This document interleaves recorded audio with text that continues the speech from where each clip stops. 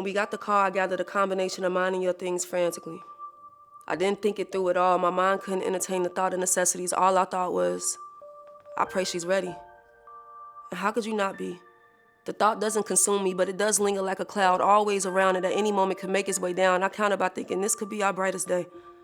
I have 9 hours to get you to your new life, but that means I got 9 hours before this one ends. There's no promises, only faith. And that's always been enough for us. I pray it is today. The ride feels like goodbye. The car is silent and my thoughts turn violent. What if we just turn around and try to figure it out? Are we really thinking this through? I can do all things through blind faith, but not too much when it comes to you. I will you inside. Hospital sounds and energy swirl all around us. Your smile grounds us. But I'm imploding, Mom. My face is burning, my chest is tight, my legs are heavy. You feel me and you just rub my arm. Right before they put the IV in yours. I watched them like I could do better. I don't want to be disruptive. There ain't no hate in my glare, but as a black woman in a place like this, you gotta let them know somebody cares. I miss everything the surgeon says, watching your reactions.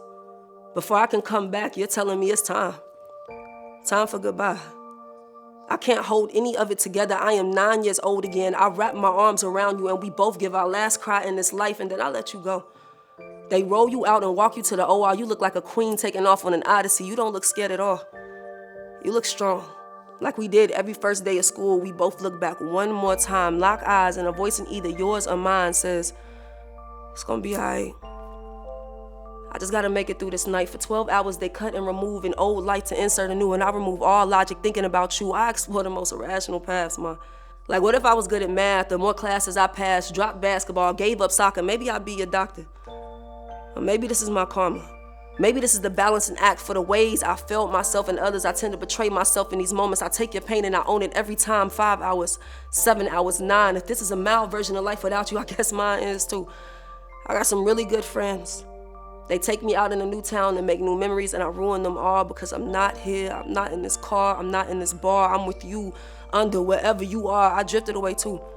Sedated and vulnerable, cut wide open in the hands of a team. Is this hell? 10 hours, 11 hours, 12. My phone dings and I unlock and open the message before the ring fades.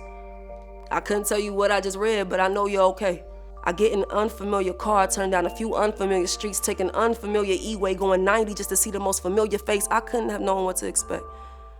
Parking, checking, getting to you was all a blur, but the moment I saw you was forever engraved in my memory. My eyes can't process correctly. The pain begins to dig into me. What did they do to you, Mama? What's all these tubes in you, Mama? There are 2 doctors by your side. They say you're breathing fine, but you look blue to me, Mama. I ain't used to this, Mama. 8 tubes, each coming out of a different hole in you, one in your neck, another in your throat, yet I choke.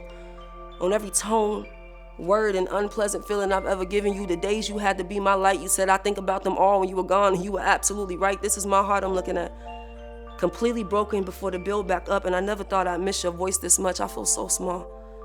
Your doctors are so kind. They do their best to silence my self-sabotage mind. They lie, and I appreciate it in this moment. Because maybe today the truth is just too potent. I ask, can she hear me? Your nurse, younger than, but somehow light years ahead of my missed opportunity, says, oh, love, she can hear everything. I race to your side. I grab the part of your hand. The IV isn't in, and with the shakiest voice, I say, Mama. Hands clammed, eyes holding tears deeper than the ocean. It all rains down in one motion. When I see your eyes open. The things that I could say about this moment, even if just for a few seconds, your eyes open and the world didn't feel so lonely.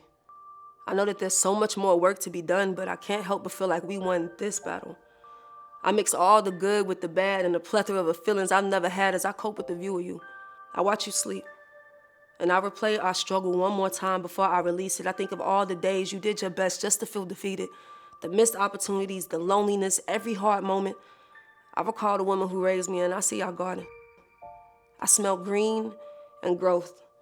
And your tea tree oil lathered on me from head to toe. I'm watching you race back and forth, not in panic, but excitement.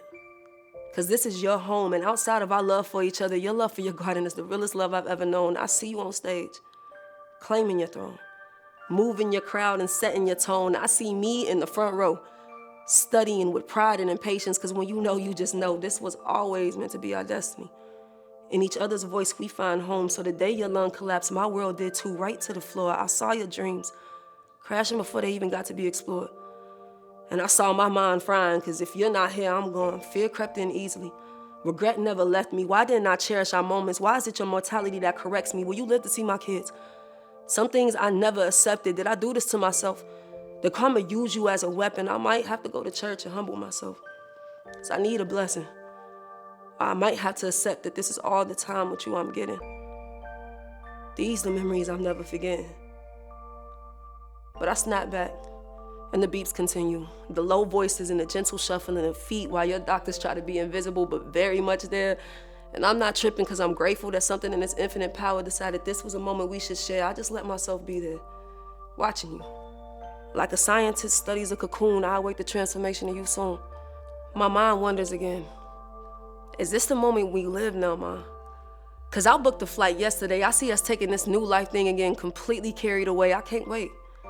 Back to the stage, garden planning, grandkids in your face, and to think it could all start today. I just gotta wait. Before I know it, it's 9 p.m. and we have to part ways. That night was so hard, but then there were the next days. You're finally awake, the color returned to your face. The day you took your first steps in your new life may have been the last time I prayed. My pride in you grows. Your strength never fades. Even in the hardest moments, I see you finding a way, and we knock down every milestone together. Your doctors are amazed. This chapter's almost over, Mama, and we are turning the page. One by one, your tubes are removed. Day by day, you look more like you. I watch your original body accept the new, and over time, you not needing me as something I accept too. But for now, we recover. Not just our bodies, but our minds heal from the arrival of hope. And our hearts reflect all the ways we've grown, and our spirits lift, knowing that soon you'll be home.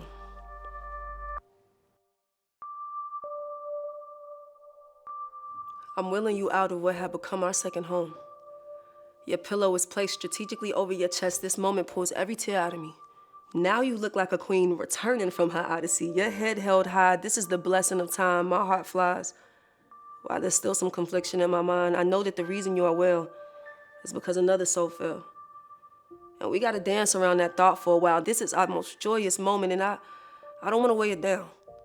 But when I'm grateful, I'm passionate, impulsive, a little wild, but at this moment, all the love I have left, I'll send to their family now. We choose sensitivity over curiosity. And I shift my focus to a world that I can now create starting right in this moment.